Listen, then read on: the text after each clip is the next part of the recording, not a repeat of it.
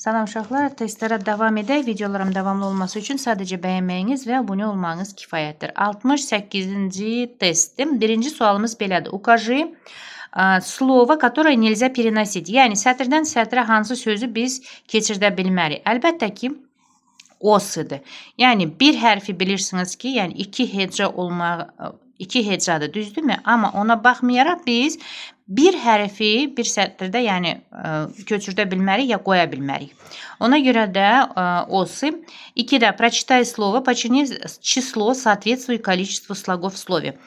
Baxın, rучьи, çaylar və deyir ki, neçə dənə burada heca var. Yəni, neçə dənə saytımız varsa, o qədər də hecamız var. Deməli, A variantı. В каком варианте слово, которое правильно разделено для переноса? Deyir ki, hansı söz düzgün, deməli, sətirdən sətirə bölünübdür. Əlbəttə ki, улица. Дальше. Укажи вариант ответа, где все слова выделены на слоги без ошибок. Burada da hecalara deyir ki, düzgün bölünüb, yəni səhvsiz. Əlbəttə ki, курица и мыло. Burada уже düzgün deyil uşaqlar. Дальше. Слово, в котором ударный слог третий. Üçüncü heca hansı sözdə deyir ki, vurğuludur. Malina, burada ikincidə görürsünüz ki. Далеко, burada уже üçüncü hecada. Яблоко, burada birinci hecada. Какое слово нельзя переносить с одной строчки на другую? Buradan sətirdən sətrə deyir ki, hansı sözü siz yaza bilməzsiniz. Əlbəttə ki, ait sözünə. Сколько слогов в слове стулья? Neçə dənə heca var? Əlbəttə ki, stulyada 2 dənə bizim saytımız varsa, deməli 2 dənə də hecamız var. Подчеркни слово, где ударение падает на последний слог. Deyir, hansı sözdə ya da sözlərdə vurğu axırıncı hecaya düşür. Gəlin baxaq.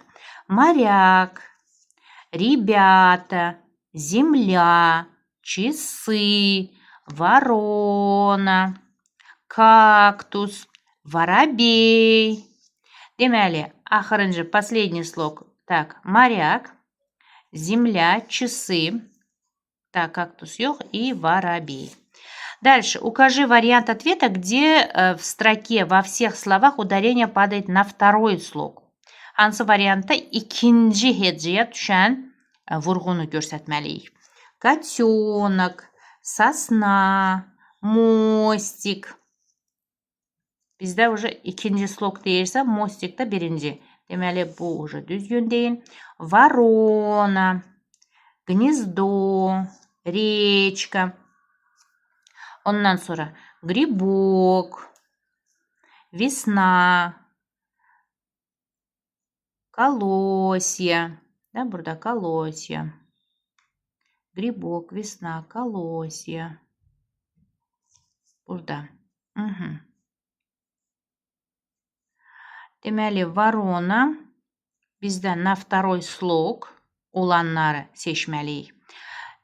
Так, котенок, sosna, mostik bizə lazım deyil. Çünki уже mostik birinci hecaya, bizə ikinci heca lazımdır. Ворона ikinci hecaya düşür. Məsələn, gniezdo da ikinci hecaya düşür. Amma rечка birincidə, уже görürsünüz. Rечка. Sonra грибок. Bu düzdür.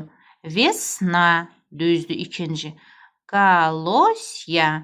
Burada da ikinci. Deməli, V variantıdır.